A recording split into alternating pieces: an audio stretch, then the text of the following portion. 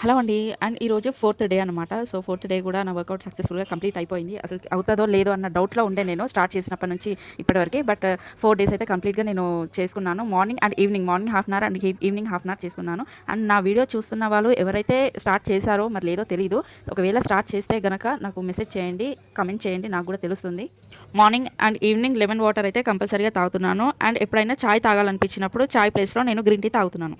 ఈ 4 డేస్ నుంచి నేను అబ్జర్వ్ చేసింది ఏంటంటే, నా బాడీలో అయితే చాలా అంటే చాలా చేంజెస్ కనిపించాయి. అండ్ నేను హెవీ వర్క్ అయినా సరే నేను చేసుకోగలుగుతున్నాను. మెయిన్‌గా ఈ వర్కౌట్ అనేది నేను ఎందుకు స్టార్ట్ చేసుకున్నానంటే, దీనికి రీజన్ నా పిల్లలనే చెప్పాలి. ఎందుకంటే నేను హెల్తీగా ఉంటేనే కదా నా పిల్లల్ని చూసుకోగలుగుతున్నాను. నా ఇద్దరు పిల్లలకి జెనెటిక్ డిజార్డర్ అనేది ఉందన్నమాట. సో, అందుకని ఏంటంటే వీక్లీ వన్స్ ఎవరో ఒకరు సిక్ అవుతూ ఉంటారు. సో, నేను వాళ్ళని కేర్ తీసుకోవాలి కాబట్టి నా హెల్త్ చూసుకుంటేనే కదా నేను వాళ్ళని చూసుకునేది. అందుకనే ఫస్ట్ నేను ఫిట్‌గా ఉండాలని అనుకున్నాను. అందుకే నేను ఈ వర్కౌట్ స్టార్ట్ చేశాను.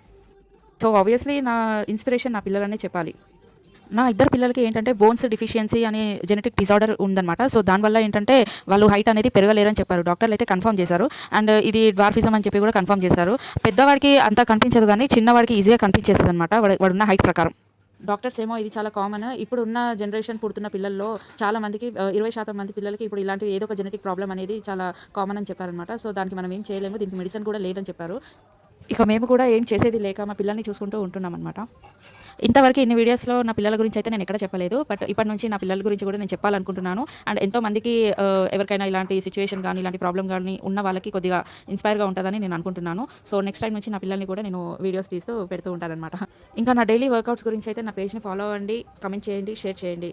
అండ్ వీళ్ళిద్దరూ నా పిల్లలు. అండ్ నా యూట్యూబ్ ఛానల్‌ని కూడా సబ్స్క్రైబ్ చేయండి. ఇంకా వర్కౌట్ కంప్లీట్ అయిన తర్వాత ఇంకా శివరాత్రికి నేను ఇంటికి బయలుదేరిపోయాను. నా శివరాత్రి వ్లాగ్ కంప్లీట్‌గా నేను నా యూట్యూబ్ ఛానల్‌లో ప్లీజ్ లైక్ చేయండి, షేర్ చేయండి అండ్ కామెంట్ చేయండి.